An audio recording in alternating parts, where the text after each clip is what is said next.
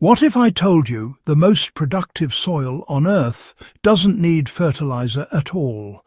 Not today, not next season, not ever. Stay with me, because once you understand how this soil works, you'll realize modern gardening has been sold a shortcut that quietly breaks the system it depends on. This is not theory. This is biology that sustained forests, farms and food systems long before bags, bottles and feeding schedules existed.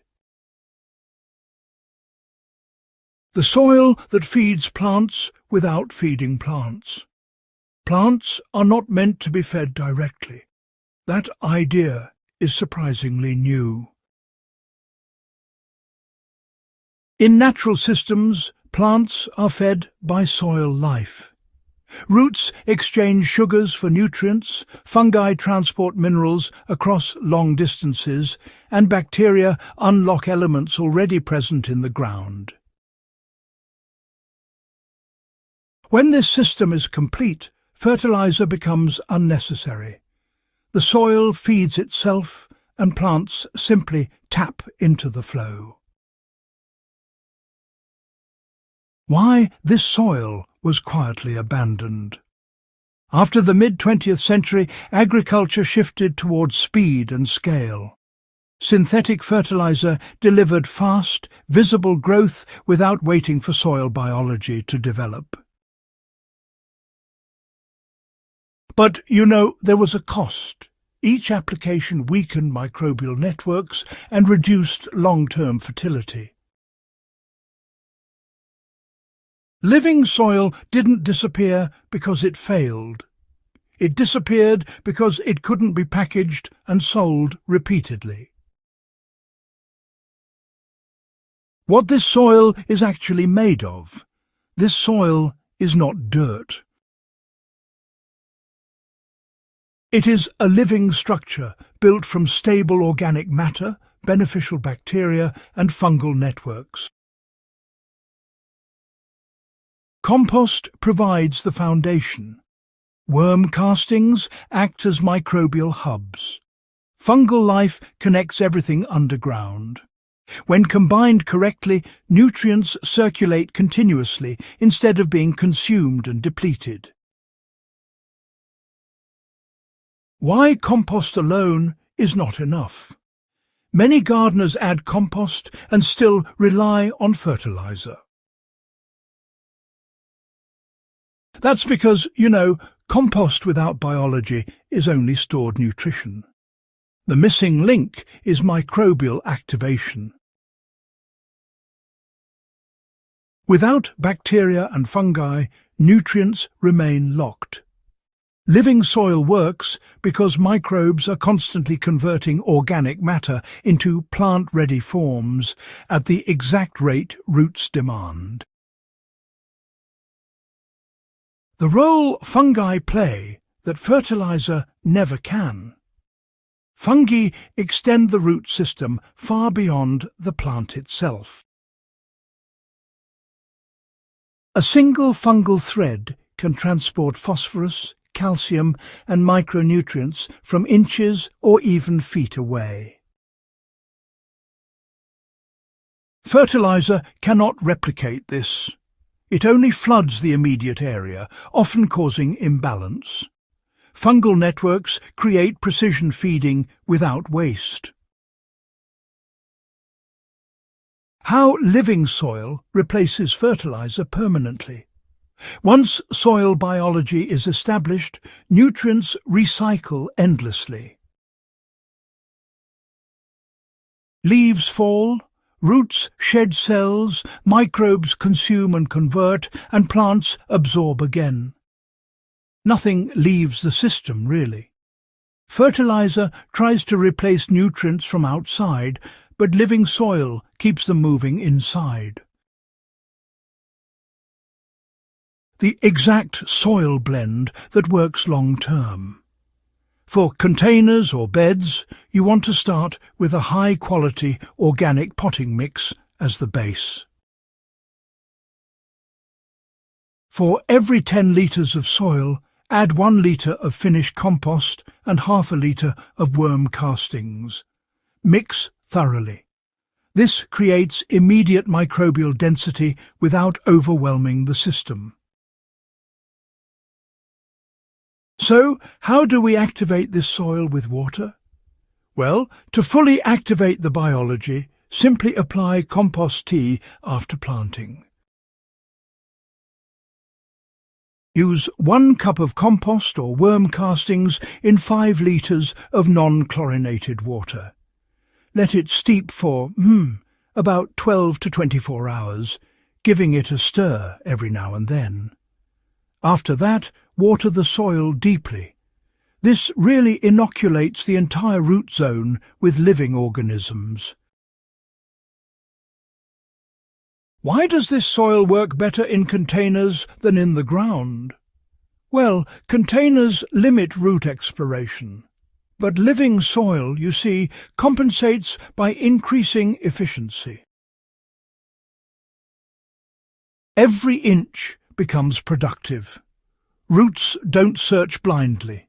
Nutrients are delivered directly. This is why, container-grown plants in living soil often outperform in-ground plants fed with fertilizer. Why mulch is non-negotiable. Living soil must be protected. Organic mulch keeps moisture stable, feeds fungi, and prevents microbial die-off. Without mulch, biology struggles, but with it, soil improves month after month without additional inputs. So, what happens when you stop feeding plants? Well, the first thing gardeners actually notice is stronger growth, not weaker. Leaves darken, stems thicken, flower drop decreases.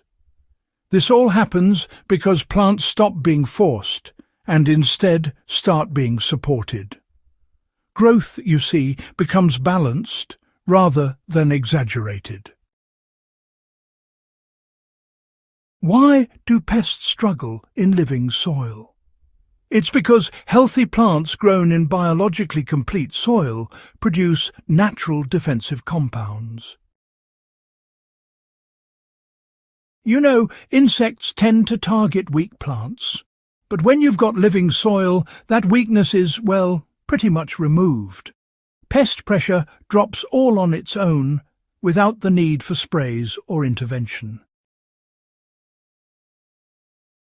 The long-term effect on yield is honestly remarkable. Living soil doesn't just spike yields one time, it actually compounds them. Each season, things just get better and better.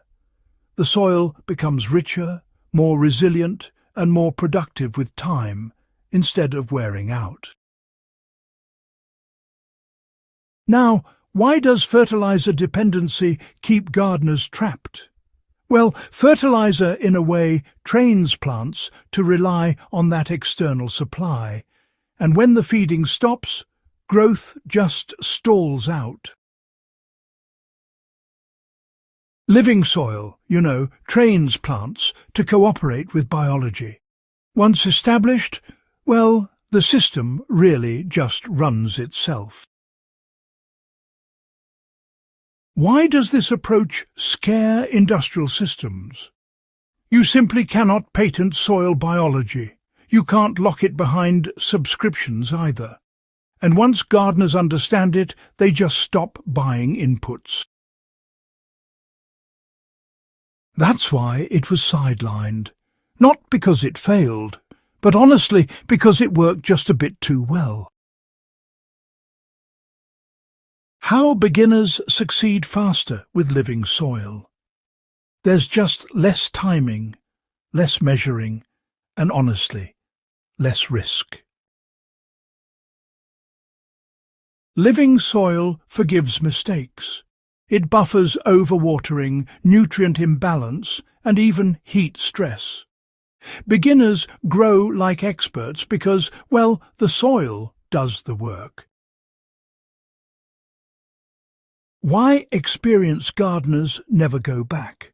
Once you see soil improve itself, feeding schedules just, feel unnatural. Gardening becomes observation instead of correction. You stop chasing problems and start maintaining balance. The one mistake to avoid: never sterilize or overwork living soil. Digging, chemical sprays and synthetic salts undo progress. Treat soil like a habitat, not a medium. The future of sustainable growing. As input costs rise and soils degrade, living systems will not be optional. They will be necessary. The gardeners who understand this now will grow more with less effort every year. If this changed how you think about soil, subscribe to Nature's Blueprint. Share this with someone still locked into feeding plants instead of building systems. The most powerful fertilizer is the soil itself when you let it live.